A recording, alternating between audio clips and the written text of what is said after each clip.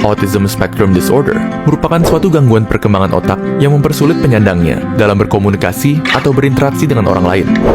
Terdapat 3 gejala umum yang dapat ditemukan pada semua orang yang berada di bawah spektrum autisme. Namun, tingkat keparahan dari 3 gejala ini berbeda-beda bagi setiap penyandang autisme. Ketiga gejala ini adalah kurangnya keterampilan sosial, kesulitan berkomunikasi, dan gangguan perilaku. Mayoritas penyandang autisme memiliki kecenderungan untuk tidak merasa nyaman di keramaian, tidak merespon ketika dipanggil namanya, memiliki kesulitan untuk memahami perasaan orang lain, dan lain-lain.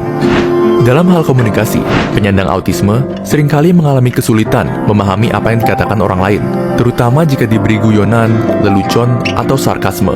Bahkan, 40% dari anak-anak penyandang autisme tidak berbicara sama sekali saat kecil. Penyandang autisme juga memiliki kecenderungan untuk melakukan tindakan yang repetitif, seperti mengayunkan tangan atau mengatakan hal yang sama berulang kali. Level pertama adalah autisme ringan. Gejala-gejala yang timbul bagi penyandang autisme ini, walaupun akan mempersulit mereka ketika bersosialisasi, secara garis besar, autisme ringan tidak akan mengganggu kehidupannya sehari-hari. Bahkan, penyandang autisme ringan terkadang memiliki IQ di atas rata-rata dan tergolong jenius dalam bidang-bidang tertentu. Contohnya, Max Park, pemegang rekor pemecahan kubus Rubik tercepat di dunia. Level kedua adalah autisme sedang. Penyandang autisme pada tingkat ini akan mengalami kesulitan lebih besar ketika berkomunikasi dengan orang lain jika dibandingkan dengan autisme ringan. Selain itu, penyandang autisme ini umumnya tidak menunjukkan kontak mata dan tidak bisa mengekspresikan emosinya melalui intonasi suara atau raut wajah layaknya orang lain. Level ketiga adalah autisme berat. Penyandang autisme ini sangat sulit untuk menjalani hidupnya secara mandiri dan bersifat kurang sensitif atau terkadang terlalu sensitif terhadap stimulus dari luar, seperti suara. Sebab pasti dari autisme hingga kini tidak diketahui. Keambiguan dari autisme inilah, digabungkan dengan frustrasi yang dirasakan orang tua ketika anaknya menyandang autisme, menyebabkan timbulnya berbagai macam teori konspirasi mengenai autisme. Salah satunya adalah mitos bahwa vaksin menyebabkan autisme. Kami akan mengatakan sekarang juga, vaksin tidak menyebabkan autisme. Berbagai studi epidemiologi skala besar telah membuktikan bahwa tidak ada hubungan antara vaksin dengan terjadinya autisme. Besarnya peran genetik pada timbulnya autisme juga membuktikan bahwa seorang penyandang autisme kemungkinan besar terlahir dengan autisme. Autisme merupakan kondisi seumur hidup. Namun, hal ini bukan berarti penyandang autisme harus sengsara seumur hidupnya. Dengan gabungan terapi dan lingkungan yang suportif, penyandang autisme dapat mengurangi gejala-gejalanya dan menjalani hidup yang bahagia. Hal terpenting yang perlu dilakukan orang tua adalah mengidentifikasikan autisme sejak dini, paling tidak sebelum anak masuk TK. Oleh karena itu, mungkin saja kitalah yang justru harus memperbaiki diri sendiri dan bersikap lebih akomodatif dan suportif terhadap sesama. Disleksia adalah suatu jenis gangguan atau kesulitan belajar yang umumnya mempengaruhi kemampuan membaca serta pengejaan seseorang, di mana seseorang mengalami hambatan atau ketidakmampuan belajar dalam membaca, mengeja, atau memahami bacaan. Sebagai contoh, tulisan yang seharusnya tertulis mobil ditulis modil, B tertukar dengan D.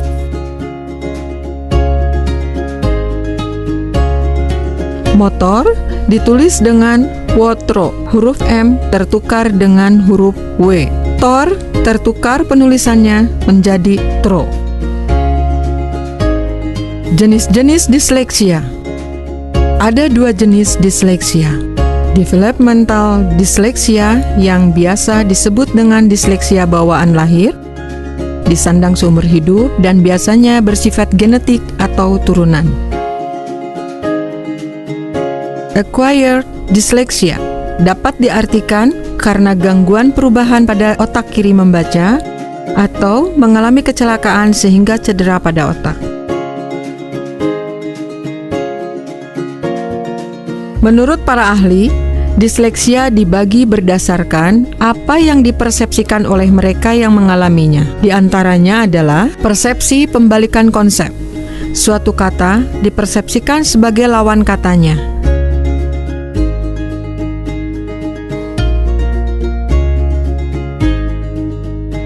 Persepsi disorientasi vertikal atau horizontal. Huruf atau kata berpindah tempat dari depan ke belakang atau sebaliknya. Dari barisan atas ke bawah, begitu juga sebaliknya. Persepsi teks. Teks terlihat terbalik seperti dalam cermin, di mana huruf atau kata-kata tertentu menjadi seperti hilang. Tidak semua anak disleksia menampilkan seluruh tanda atau karakteristik seperti yang disebutkan tadi. Oleh karena itu, terdapat gradasi mulai dari disleksia yang bersifat ringan, sedang, hingga berat. Ciri-ciri dan tanda-tanda disleksia yang mungkin dapat dikenali oleh orang tua atau guru diantaranya adalah kesulitan mengenali huruf atau mengejanya. Huruf yang sering tertukar, misalnya huruf B tertukar menjadi D, P tertukar Q, M tertukar W, S tertukar Z. Tertukar-tukar kata, misalnya dia menjadi ada, sama menjadi masa, lagu menjadi gula. Hambatan penyertanya yang biasanya timbul pada anak disleksia adalah gangguan konsentrasi, hiperaktif, gangguan motorik, dan ketidakseimbangan.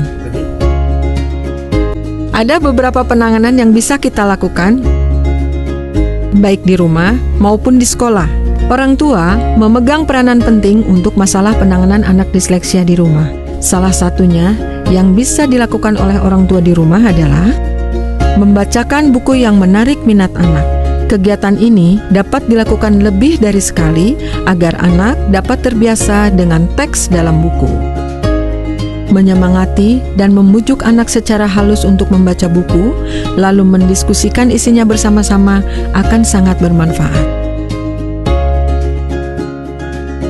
Setelah penanganan orang tua yang menangani di rumah, yang harus dilakukan di sekolah dengan intervensi edukasi diantaranya adalah anak duduk di barisan paling depan di kelas atau dalam jarak pandang guru. Mengutamakan kebutuhan individual siswa. Manajemen kelas kecil 10 anak dengan 2 orang guru dalam satu kelas. Mengingat sedemikian kompleksnya keadaan disleksia ini, maka sangat disarankan bagi orang tua yang merasa anaknya menunjukkan tanda-tanda seperti yang disebut di atas, agar segera membawa anaknya berkonsultasi pada tenaga profesional seperti dokter anak atau psikolog untuk saran penanganan selanjutnya. Karena semakin dini kelainan ini dikenali, semakin mudah pula intervensi yang dapat dilakukan, sehingga anak tidak terlanjur larut dalam kondisi yang lebih sulit. ADHD. Orang yang menyandang ADHD bersifat hiperaktif, pelupa, tidak bisa konsentrasi, dan tidak teratur. Semua hal yang terdengar rada umum, bukan? Jadi bagaimana caranya tahu jika sifat kamu itu justru gejala ADHD? Apa saja cara merawatnya? Dan apakah ADHD justru dapat membuatmu lebih pintar? Penyandang ADHD memiliki 3 gejala umum: kesusahan berkonsentrasi, hiperaktivitas, dan impulsivitas. Contoh nyata gejala-gejala tersebut antara lain kesusahan dalam memperhatikan pelajaran dalam kelas, berbicara terus-menerus, dan menghentakkan kaki berulang kali ketika harus diam. Namun, hanya karena kamu sering melamun, bukan berarti kamu otomatis menyandang ADHD. Terdapat beberapa kriteria khusus yang harus dipenuhi sebelum seseorang didiagnosis menyandang ADHD. Oleh karena itu, diperlukan seorang psikolog profesional untuk melakukan diagnosis ini, karena tidak semua penyandang ADHD memiliki pengalaman yang sama. Contohnya, perempuan yang menyandang ADHD tidak sehiperaktif penyandang ADHD laki-laki, dan oleh karena itu, seringkali tidak mencari perawatan karena merasa bahwa gejalanya tidak cocok dengan gambaran penyandang ADHD di media populer. Dan ADHD bukan sesuatu yang bisa diperbaiki, karena penyebab dari ADHD datang dari fakta bahwa otak seorang penyandang ADHD secara fisik berbeda dengan orang tanpa ADHD. Penelitian telah menemukan bahwa otak penyandang ADHD sekitar 3% lebih kecil dari orang tanpa ADHD. Perbedaan ini dapat menjelaskan mengapa penyandang ADHD mengalami kesulitan dengan konsentrasi dan kontrol impuls. Karena bagian otak yang mengatur hal-hal tersebut, yaitu lobus frontal, lebih kecil. Tetapi perlu diingat, hal tersebut bukan indikasi kepintaran. Justru, penyandang ADHD ditemukan memiliki kreativitas yang lebih tinggi dibandingkan orang tanpa ADHD. Kecenderungan penyandang ADHD untuk bersifat impulsif mendorong mereka untuk mencoba hal-hal baru dan mengambil resiko. Dan walaupun penyandang ADHD sering melamun, hal ini justru membantu menginspirasi dan mendorong mereka untuk menemukan ide-ide kreatif baru. ADHD, seperti banyak gangguan mental lainnya, tidak diketahui pasti penyebabnya, walaupun beberapa faktor seperti gen dan merokok saat hamil dapat berkontribusi terhadap timbulnya ADHD. Selain terapi, perawatan ADHD seringkali melibatkan obat-obatan. Namun, perlu diketahui bahwa obat yang digunakan untuk perawatan ADHD memiliki resiko untuk menimbulkan kenaikan tekanan darah, kecemasan, dan lain-lain. Dengan demikian, konsultasi terlebih dahulu dengan dokter untuk menentukan apakah kamu benar-benar memerlukan obat untuk merawat ADHD. ADHD adalah gangguan mental yang tersembunyi. Banyak gejala ADHD adalah hal-hal yang kita sepelekan dan anggap sebagai kekurangan yang bisa diperbaiki. Tapi, nyatanya adalah penyandang ADHD bertingkah sedemikian rupa karena mereka memang pada dasarnya berbeda. Tapi, apakah ini sepenuhnya buruk? ADHD, sama seperti banyak gangguan mental lainnya, bersifat kronis. Berarti, apabila Anda menyandang ADHD, Anda akan menyandangnya seumur hidup. Tapi jangan berkecil hati, karena perbedaan ini justru dapat menjadi kelebihanmu. Lumpuh otak. Apa itu lumpuh otak atau CP?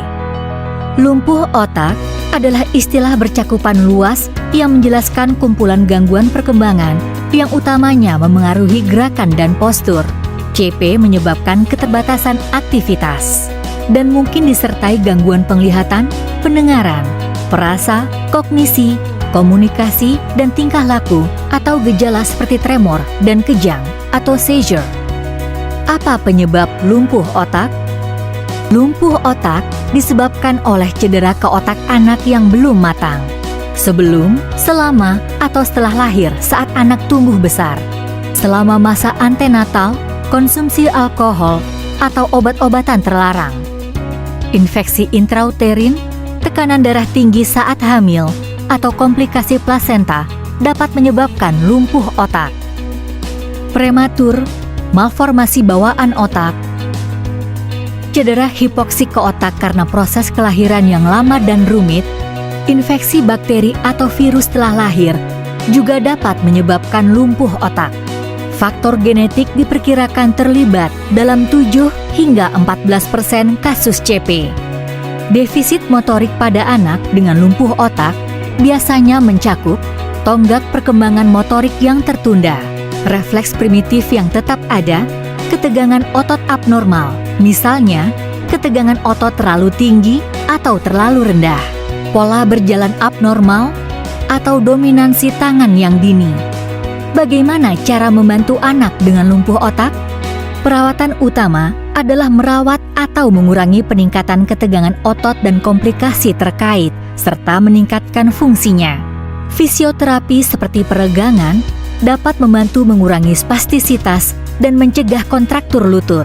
Fisioterapis akan menggunakan peralatan berbeda untuk mencegah kontraktur dan meningkatkan fleksibilitas otot serta berbagai gerakan. Mereka akan memilih bantuan mobilitas yang sesuai untuk meningkatkan mobilitas anak tersebut.